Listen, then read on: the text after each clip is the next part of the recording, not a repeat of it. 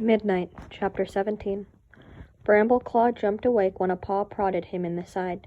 Squirrelpaw's voice meowed urgently. "Wake up, Bramble-Claw! Feathertail and Crowpaw are gone!" Bramble-Claw sat up, blinking. Tawnypelt was on her paws, and Stormfur was just emerging from the nest he had made for himself under a clump of ferns. But Squirrelpaw was right. There was no sign of Feathertail and Crowpaw. His head whirling, he staggered to his paws. The sun had already climbed high above the horizon in a bright blue sky, dotted with puffs of white cloud. A stiff breeze was blowing, rippling the grass in the fields, but it brought no sense of the missing cats. For a couple of heartbeats, Bramble-Claw wondered if they had gone home. They had not received the saltwater sign from StarClan. Had that made them feel like giving up, as if they had been judged and found lacking? And if Feathertail and Crowpaw had turned back, could he and Tawnypelt succeed if they went on alone? Then he realized he was being stupid. Crowpaw might think like that, but Feathertail would never, and wherever the two cats had gone, they must be together. And it was unlikely that a predator had taken them. There were no sense of danger here, and in any case, the noise would have woken the rest of them. "See if they've gone for a drink at the pool," he suggested to Squirrelpaw, who was still gazing at him with panic in her green eyes. "I already have," she mewed. "I'm not mouse-brained." "No, okay, then." Bramble-Claw glanced around wildly, desperate to come up with a plan, and caught sight of the two small figures, pale gray and black, approaching across the field. The wind blowing towards the broken-down wall had carried their scents away. "There they are!" he exclaimed. Feathertail and Crowpaw trotted briskly up to the stones, their mouths full of fresh kill and their eyes gleaming with satisfaction. "Where have you been?" Bramble-Claw demanded. "We were worried about you." "You shouldn't wander off like that," Stormfur added to his sister. "What does it look like?" Crowpaw snapped, dropping the two mice he was carrying. "You were all snoring like hedgehogs in winter, so we thought we'd go and hunt." Her tail... There's lots of prey over there." Feathertail gestured with her tail towards the thicket in the next field. "We caught a whole pile, but we'll have to go back and fetch the rest." "Let these lazy lumps do it themselves," Crowpaw muttered. "Of course we'll help," meowed Bramble-Claw, his mouth already starting to water at the smell of fresh kill. "You've done brilliantly. You stay and eat, and we'll fetch the rest of the prey." Crowpaw had already crouched down, ready to take a bite from one of the mice. "Don't talk to us as if you're our mentor," he growled. He was obviously determined to be difficult, so Bramble-Claw left him to it. In spite of the younger cat's bad temper, he couldn't help feeling optimistic. They had survived the trouble in the two-leg gardens. Tawnypelt's sign meant that they were still following the will of StarClan, and now they had a good meal to look forward to. As he led the way toward the thicket, he decided that things could be a great deal worse. "What are those?" Bramble-Claw asked. 3 days had passed since the trouble in the two-legs garden, and the journeying cats had traveled across a farmland, avoiding two-legs' nests dotted here and there, and meeting nothing more threatening than sheep.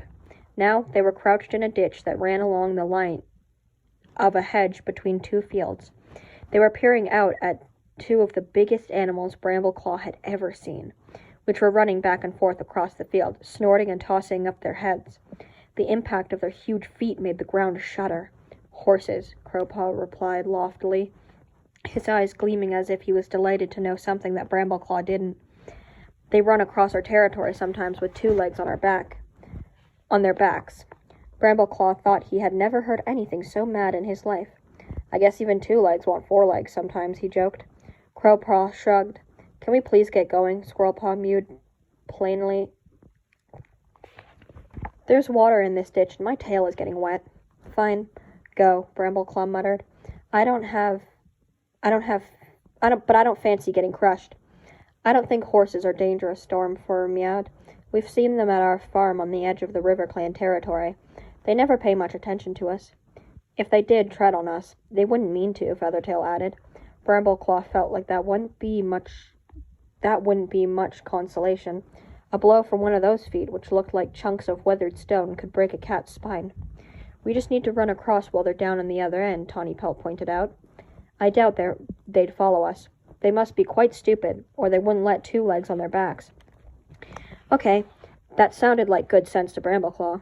Straight across this field and through that hedge opposite. And for StarClan's sake, let's stay together this time. They waited until the horses had cantered off to the other end of the field. Now, mewed Brambleclaw. He launched himself into the open, wind streaming through his fur, aware of his companions racing beside him. He thought he could hear the pounding of the horses' massive feet, but he did not dare to slow down and take a look. Then he was leaping the ditch that bordered the hedge on the far side, and plunging into the shelter of low-growing bushes. Peering out cautiously, he saw the others had reached safely with him. "Great," he meowed. "I think we're getting the hang of this." "It's about time," Crowpaw sniffed. There were large animals in the next field, too, this time standing together in the shade of a couple trees, swishing their tails and munching grass. These were cows. Brambleclaw had seen them near Ravenpaw's barn on his apprentice's journey to Highstones. They had smooth black and white pelts and enormous eyes like giant pedipools. The cows seemed to take no notice of the group of cats, and so they crossed the field more slowly, keeping an eye on the animals as they brushed through the long, cool grass. It was almost sun-high, and Brambleclaw would have been happy to settle down for a nap. But he knew they would have to go on. He kept checking the position of the sun in the sky, impatient for it to start going down so that he could be sure they were still traveling in the right direction. Where the sun touched the horizon, that was where the sun-drowned place. Brambleclaw pushed away his nagging worries that they would have nothing to guide them if the clouds came to hide the sun, and he hoped good weather would hold. Leaving the cows behind, they came to a field so huge they could not see the other side. Instead of grass, it was covered with thicker stems, yellow and stiff like the straw in Ravenpaw's barn, cut short so they were hard and spiky to walk on. In the distance, they could hear the roar of a monster. "It's over there." Squirrelpaw had leaped onto a low branch of an elder tree that was growing in the hedge. "A huge monster in the field. This is far from any thunderpath." "What? It can't be!" Brambleclaw leaped up onto the branch beside her. To his amazement, Squirrelpaw was right. A monster far bigger than most of the ones that traveled along the thunderpath was roaring slowly across the field. Some sort of cloud surrounded it, filling the air with churning yellow dust. "Satisfied?" Squirrelpaw meowed sarcastically. "Sorry." Brambleclaw jumped down to rejoin the others. "Squirrelpaw's right. There is a monster in the field." "Then we'd better get on as quickly as we can before it sees us," Stormfur meowed. "They're supposed to stay on the thunderpath," Feathertail complained. "It's not fair." Crowpaw dabbed wearily at the thick, spiky stems on the field. "This is no good," he spat. "We'll all have scratched pads if we try walking across that. We'll have to go around the edge." He glared at the other cats as he spoke, as if they were expecting one of them to contradict him. But there was no reply except a murmur of agreement from Feathertail. Crowpaw had good ideas, Brambleclaw decided, if only he'd be less aggressive about sharing them. The WindClan apprentice led the way, and the rest of them followed, keeping close to the hedge so that they could be able to hide if the monster came after them. There was a narrow, grassy space between the hedge and the rough yellow stems, just wide enough for the cats to walk in single file. "Look at that!" Tawny Pelt exclaimed. She twitched her ears towards a mouse crouched among the spikes, nibbling at a seed that was strewn on the ground. Before any other cat could move, Squirrelpaw pounced, rolling over amongst the crackling stems, and scrambled to her paws again with the mouse in her jaws. "Here," she meowed, dropping it in front of Tawny Pelt. "You saw it first." "I can catch my own, thanks," Tawny Pelt meowed dryly. Now that Brambleclaw knew what to look for, he realized that there were more mice scuffling amongst the stems, stuffing themselves on the scattered seeds. It was almost as if StarClan had sent them the chance to hunt and feed well. Once Squirrelpaw had eaten, he sent her to keep watch in another tree, to report if the monster changed directions and came towards them. But the monster kept its distance. Brambleclaw felt more hopeful and stronger from the food. When they went on, especially as the sun started to sink, he could check their direction. Before long, they were able to leave the strange spiky field, and the going became easier. The air was heavy with the heat of the day. Bees hummed in the grasses, and butterflies flew past.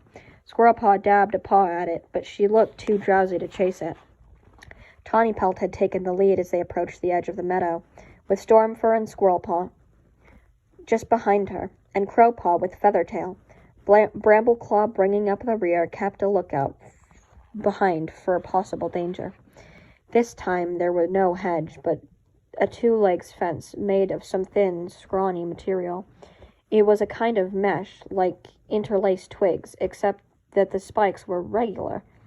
They were too small to climb through, but there was a gap at the bottom where a cat could flatten itself against the ground and squeeze underneath. Brambleclaw scrabbled his way under, feeling the fence stuff scrape against his back. Beside him, Stormfur was doing the same. As Brambleclaw straightened up again, he heard a furious wail from farther down the fence. "I'm stuck!" The voice was Squirrelpaw's. Heaving a sigh, Brambleclaw padded along the fence towards her, with Stormfur beside him. Crowpaw and Feathertail were already standing beside the young apprentice, and Tawnypelt came up a moment later. "Well, what are you all staring at?" Squirrelpaw meowed. "Get me out!" The ginger apprentice was flat on her belly, halfway beneath the fence. Just where she had tried to slide through, the fence stuff had started to come unraveled, and the ends were tangling in her fur. Every time she wriggled, the sharp ends of the fence stuff dug into her skin and made her squeak with pain. "Keep still," Brambleclaw ordered. He turned and studied the sturdy wooden post. "Then we can see what to do. Maybe if we dig up the fence post, and the stuff will come loose." The post looked pretty solid, set in the ground, but if they all helped, it would be quicker to bite through the fence, Stormfur argued. He tugged at the shiny strands with his front teeth, but they did not give way. He straightened up, spitting. "No, it's too tough." "I could have told you that," Crowpaw meowed. "Far better to bite through her fur and free her that way." "You leave my fur alone, Mousebrain," Squirrelpaw snapped. The Wind Clan apprentice bared his teeth with a hint of a snarl. "If you'd been more careful, this wouldn't have happened. If we can't get you out, you'll have to stay here." "No, she won't," Stormfur rounded the other cat. "I'll stay with her if no one else will." "Fine," Crowpaw shrugged. "You stay here, and the four of us who were actually chosen will go without you." Stormfur's neck fur bristled as he sank his weight onto his haunches so that his leg muscles bulged under the dark gray fur. The two cats were heartbeats away from a fight. With a stab of panic, Brambleclaw realized that 2 or 3 sheep wandered up and were staring at the group of cats. While from farther away came a sharp barking of a dog.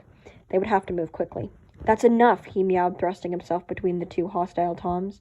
"No cat is being left behind. There must be a way to get Squirrelpaw out of there."